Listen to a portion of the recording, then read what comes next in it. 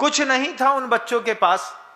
माँ के पास जाकर के बोलते हैं, माँ, महाराज आए थे, महाराज ने सम्मेद शिखर जी की बात कही थी, ये 50 गाड़ियों का काफिला जा रहा है, इसमें मैं भी चला जाऊं। दोनों बच्चों की एक साथ भावना। माँ ने कहा, बेटा अपने पास तो धन नहीं है, धन नहीं है लेकिन मन जबरदस्त है। ऐसा किसी परिवार को देखा है क्या अपने घर में, गांव में? कोई एक ऐसा परिवार हो जैन समाज का, जैन कुल का, जो पान का ठेला लगाता हो, टमाटर का ठेला लगाता हो, ठेले में मनिहारी का सामान बेचता हो, किसी के यहाँ नौकरी करके किराए के मकान में रह करके अपना पेट पालता हो। आपके गांव में भी ऐसा कोई ना कोई व्यक्ति जरूर मिल जाएगा जिसकी आर्थिक स्थिति इतनी विपन्न है कि वो कभी सम्मेद शिखर जी अपने परिवार की तरफ से जाने की सोच भी नहीं सकता। मैं इंदौर में, जबलपुर में मैंने बहुत सारे ऐसे महानुभावों को देखा जो फ्री में लोगों को सम्मेद शिखर जी की यात्रा कराते हैं। उन लोगों को देख करके लगा कि ये शायद उन लोगों के लिए देवदूत होंगे कि इनके माध्यम से जो धनाढ्य नहीं है, जिनके पास अर्थ का अभाव है और जो सुरक्षित वातावरण में सम्मेद शिखर जी जाना चाहते हैं, उनके लिए उन लोगों की वह योजना बड़ी कार्यकारी है। जबलपुर में तो दयोदय महासंघ जो है वो पूरी की पूरी ट्रेन लेकर के सम्मेद शिखर जी जाता है, पहले से उसकी योजनाएं बनाते हैं, आमंत्रण देते हैं। इंदौर में भी हमने देखा बहुत सारे परिवार, ट्रस्ट ऐसे हैं जो 300-300, 400-400 लोगों को सम्मेद शिखर जी की यात्रा कराते हैं। इसका भी अपना एक धर्म लाभ है। वे बच्चे भी उस पूरे के पूरी सार्थवाही के साथ 50 गाड़ियों के बीच में कर्मचारी के रूप में साथ में शामिल हो गए। जाने लगे, माता पिता का आशीर्वाद लिया, माँ ने कलेजे से चिपका करके दोनों बच्चों को आशीर्वाद दिया, माथा चूमा। रोने लगी माँ, बड़े स्नेह से कहती है, बेटा हम तो जा नहीं पाए लेकिन तुम लोग जवान हो, तुम लोग की खूब भावना है, तुम लोग सम्मेद शिखर जी की यात्रा कर लेना। भगवान को, प्रत्येक भगवान को अपने माता पिता का भी नमोस्तु बोलना।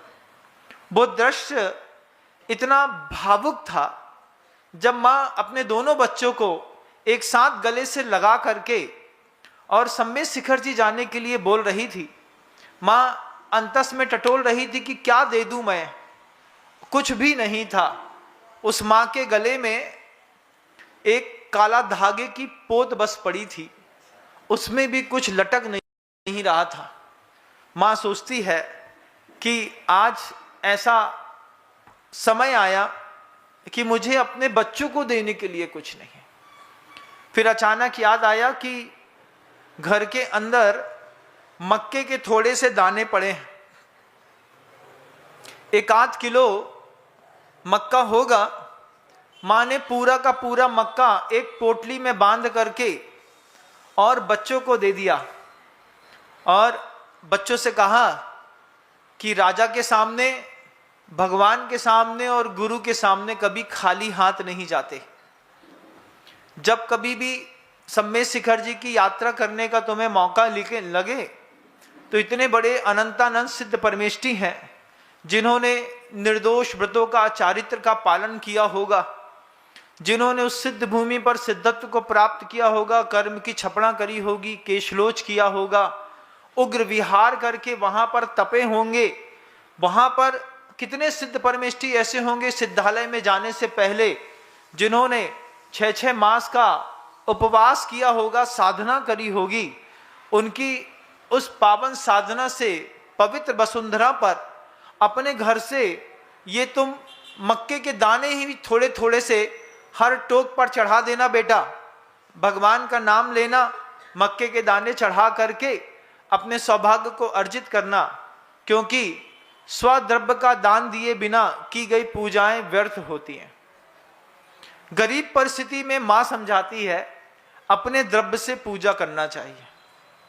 आप लोग भी मंदिर के अंदर पूजा तो करते होंगे, अपनी द्रव्य से कि अपनों की द्रव्य से? अपनी द्रव्य से महाराज, बिल्कुल सही बात है। घर से एक कटोरी छोटा सा चावल डिब्बी में लेकर के जाते होंगे, उसको सूखी द्रव्य में मिला देते होंगे और मंदिर की लगी हुई पूरी थाली ले लेते होंगे, उसमें बढ़िया चिटके होंगी, सब होता होगा, जल चंदन वहीं का होगा, उसी से बढ़िया जय जय नाथ परम गुरु होए पूजा करके चले आते होंगे। या फिर साल में एक बार 5 किलो चावल दे देते होंगे, 1-2 किलो गोला दे देते होंगे, 1 मीटर छन्ना का कपड़ा दे देते होंगे और फिर साल भर के ठेकेदारी हो जाती होगी। हमने तो द्रव्य दई थी भाई, अब तो हम भर के द्रव्य पूजा करें। फिर बारी थाली भर भर के पंचकर्णक हो जाए, विधान हो जाए, चढ़ाए जाओ चढ़ाए जाओ चढ़ाए जाओ। क्या है, स्वद्रव्य है कि परद्रव्य है?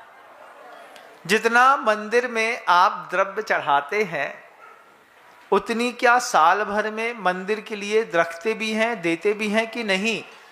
महाराज उससे दुगनी, हाँ उससे दुगनी द्रव्य रखनी पड़ती है। मैं तो अपनी द्रव्य का सेवन कर लूंगा, लेकिन कोई साधर्मी ऐसा भी हो जिसके पास अभाव हो तो वो भी उस द्रव्य का सेवन कर सके।